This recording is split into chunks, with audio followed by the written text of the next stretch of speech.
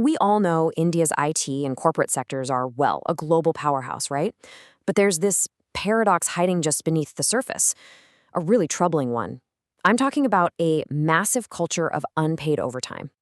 So, in this explainer, we're going to dig into how this system of overwork is even possible, especially when, the law is pretty clear that it shouldn't be. And listen, this isn't an exaggeration. For so many professionals, this is just their daily reality. It's a really stark picture of a work culture where these insane hours are just the baseline. It's what's expected. And that leads us to a really, really important question. I mean, that's the real mystery here, isn't it? India has laws on the books that are specifically designed to stop this kind of thing from happening. So how? How does this culture of just relentless overwork keep going? Well, let's dive in and find out. Okay, so to really get our heads around this problem, we first need to look at the huge, huge gap between what the rules say and what's actually happening in the office. It's like a tale of two completely different work weeks. I mean, just look at this. It's a total contradiction.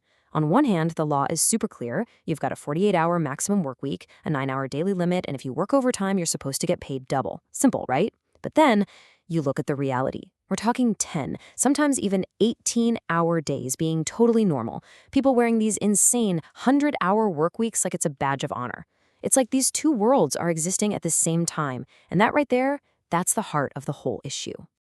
So the big question is, how does a system like this actually work? Well, it's not just one single thing. It's actually a combination of a few different factors that all come together to create this environment where unpaid labor just becomes the norm.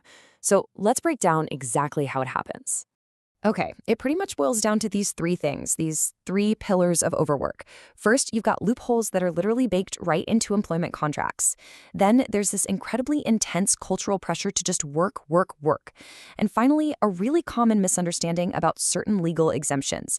You put those three together, and boom, you've got the perfect storm. So let's take a look at each one.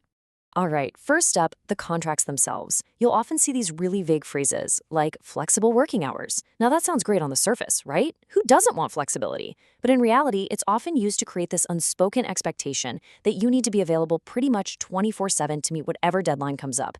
It just completely blurs that line between your work life and your personal life, all without technically, saying you must work 16 hours a day. And that brings us perfectly to that second pillar, hustle culture. We hear this term all the time, right? It's this mindset that's kind of taken over.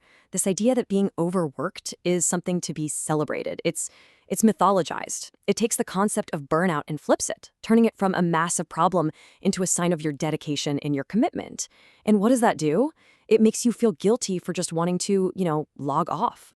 And this culture, it just creates this insane amount of pressure.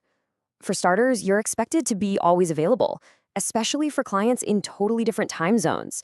And with remote work becoming so common, that line has gotten even blurrier. Then you have the whole FaceTime thing. This toxic idea that you have to be seen working late, even if you've already finished all your tasks for the day. And the real kicker? All of this is supercharged by a very real fear that if you say anything, if you push back, you'll get a bad review, a smaller bonus, or your career will just stall. So most people stay quiet. Wow, I mean, this story just says it all, doesn't it? Think about that for a second. The person delivered everything on time, but they were still questioned just for leaving at 6 p.m. It shows you it's not actually about how productive you are or the quality of your work. It's about the performance of being busy.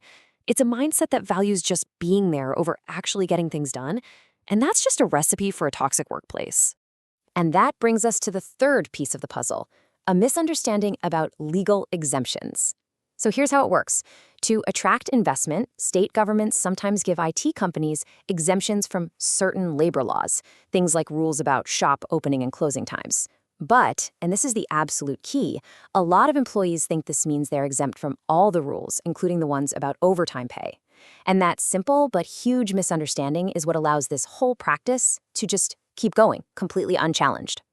Okay, so we've seen the how. We've seen the mechanics of the system. But what's the actual human cost here?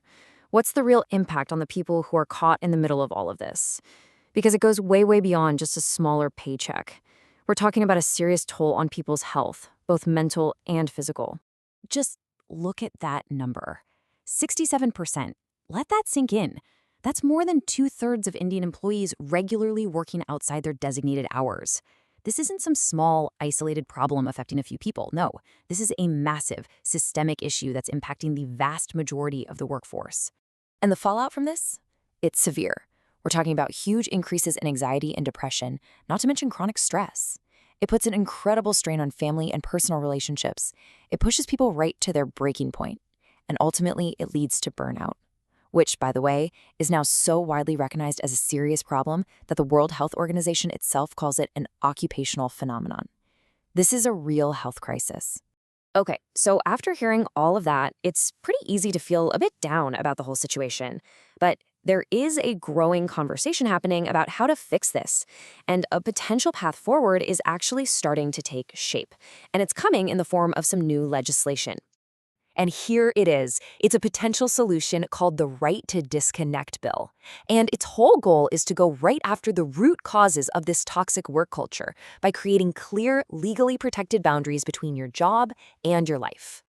So what's in this bill? What does it actually propose? Well, for starters, it would give you the legal right to just disconnect, to not answer work calls or emails after hours. Simple as that. Second, if you do choose to work late, the company has to pay you overtime for it. Third, it would create a new Employees Welfare Authority, basically a group to make sure these rules are actually being followed. And finally, it would make companies set up clear policies for remote work and, this is a big one, provide mental health support. Now, to make sure companies actually take this seriously, the bill has some real teeth. We're talking about a pretty big financial penalty. If a company doesn't comply, they could be fined 1% of their total employee payroll. Trust me, that's a number big enough to get even the largest corporations to sit up and pay attention. And all of this really brings us to the final big question. This bill, and the whole conversation around it, it's a potential turning point. It forces a choice, really. Are we going to redefine what success at work looks like, focusing on well-being and real productivity? Or are we just going to keep glorifying burnout? The answer to that question is going to shape the future of work for millions of people.